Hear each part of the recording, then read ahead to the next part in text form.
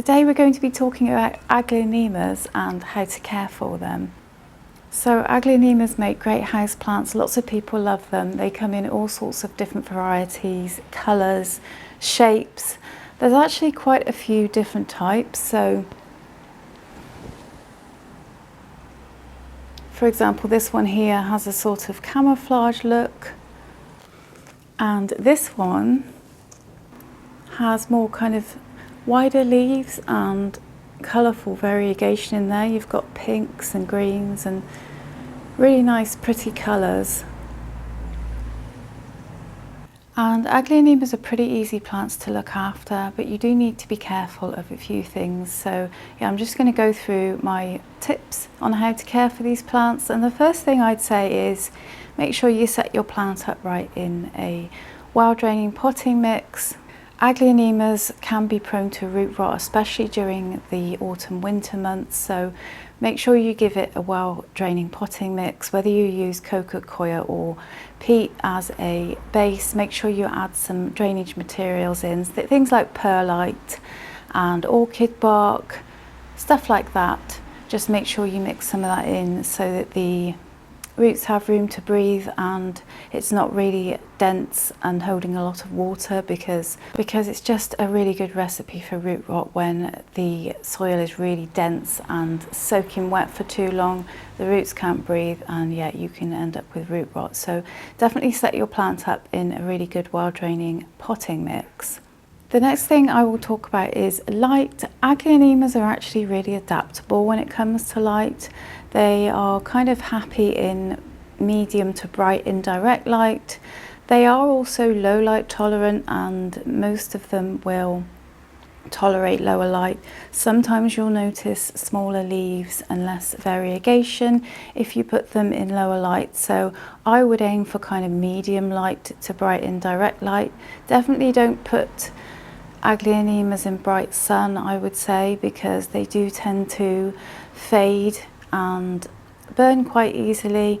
But the sweet spot for me, I've found with Aglaonemas, tends to be medium light, and yeah, bright indirect is fine too.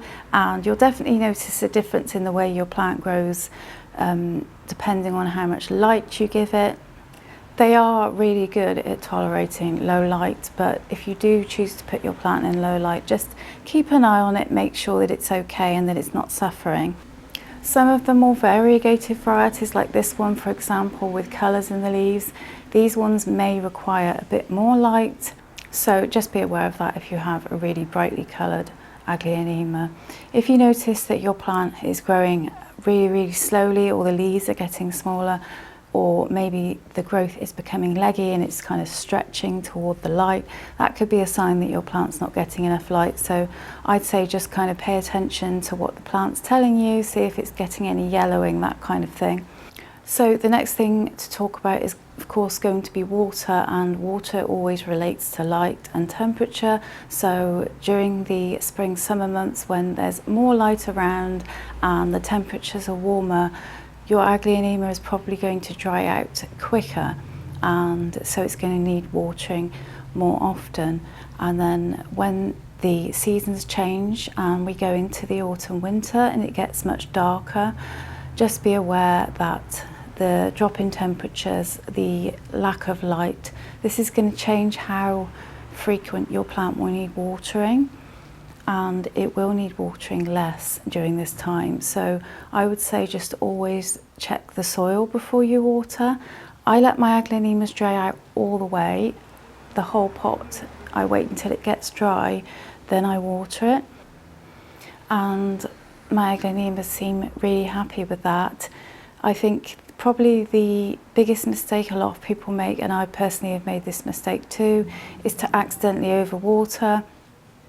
Particularly during the winter, I'm prone to doing this. So in the winter when it's darker, I just make sure that I really check the soil all the way down first. I'll use a moisture meter and I'll check right to the bottom of the pot, and I'll just make sure that the plant is all the way dry. And yeah, I'm just a little bit more aware that it's going to take a bit longer, so it's okay for me to leave my plant for a bit longer between waterings.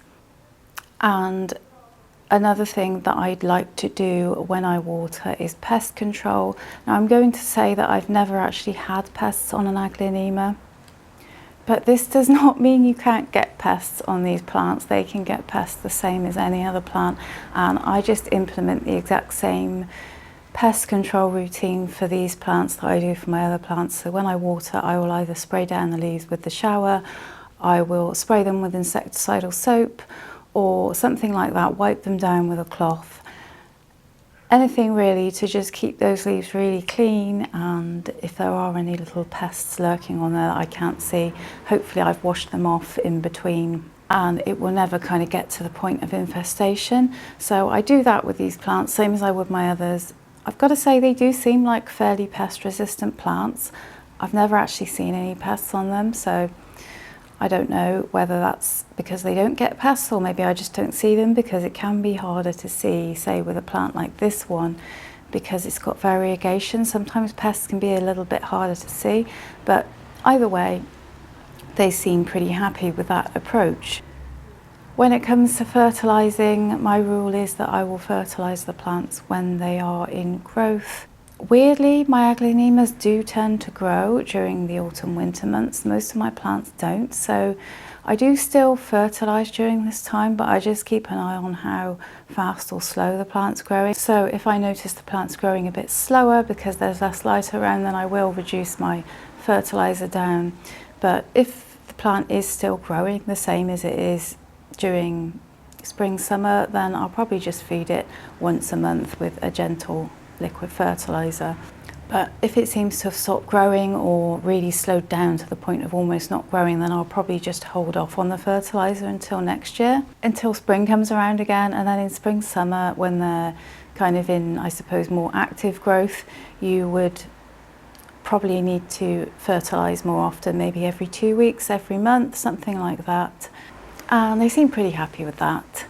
When it comes to repotting, these plants, I just repot them when they're root bound basically. I usually wait and see when the roots have started to grow out the bottom of the pot, and yeah, probably just repot them when I see that. I'd say maybe every year to 2 years they need repotting. It depends on the plant really, and kind of how quick it's growing, where you've got it, the temperature, where you are in the world, and the light and all that stuff. So it's going to vary for everyone, but I'd say just keep an eye on the roots, see if they're growing out the bottom of the pot.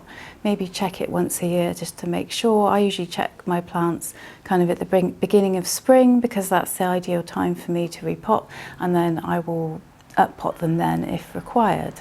When it comes to propagating Aglaonemas, you can do so via stem cuttings. Just make sure there's a node there.